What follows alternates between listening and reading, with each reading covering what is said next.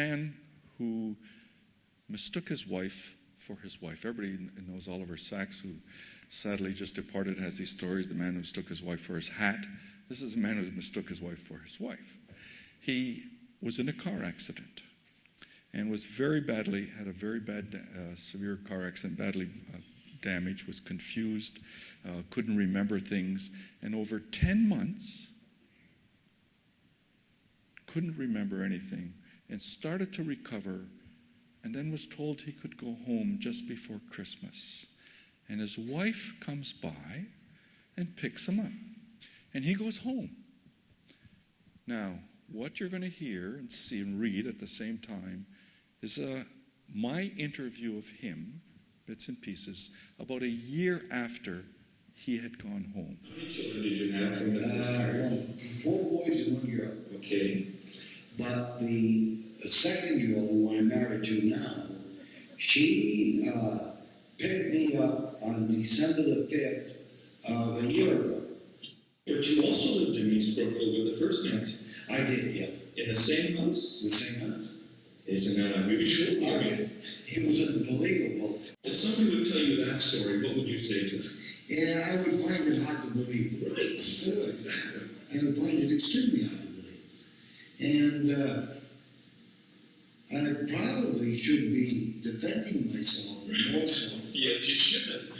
I have not to date. I have not tried any way, shape, or manner, or tried to divorce the person. We had a great time together. But I also wanted you to listen to that tone. Is he concerned? Not at all. Now it's a disorder that in neurology, in psychiatry, is called the Capgras syndrome. It's a delusion that somebody has replaced somebody near to you. The strength of conviction in the story. That's the key. And finally, it hit us that what the difference is that in a period of confusion, he has a memory of one wife. His mind was not fully clear. He comes in, and this, quote, other woman comes in a little bit different, right? Everybody's a little bit different. But it was emotional in a way that was reinforcing. He now had one family that gave him lots of emotional gratification, and another memory, because there was this break in consciousness in between. And what happened is he had 2 of those, term I came up with, affectively burnt in. And then the frontal lobes does not allow him to make the judgment. So what happens is that what you have is something that's really important and is personal, and that then has a different valence than knowledge. So I've now just given you a major separation in the construct of memory. Knowledge, which is semantic memory, which you know all the time about everything you learn. Personal memories, which is tied in with an episode. We call it episodic memory.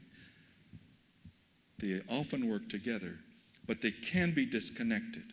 So his semantic knowledge says this is impossible, but his personal episodic memory says this has to be real. That's my story, and I'm sticking to it.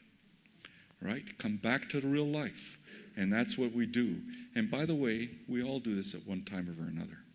This idea of affectively burnt in, and you'll never give it up, is so key. And it shows in 2 very, very important things in most of our individuals' lives. Faith, nationalism. Every one of those is driven on emotions. And you cannot change your mind. I just love watching the North America, the U.S. debates. You get this whole sense of that a model is created, what's right in the world, and everything gets interpreted through that model and through the emotions connected with that model.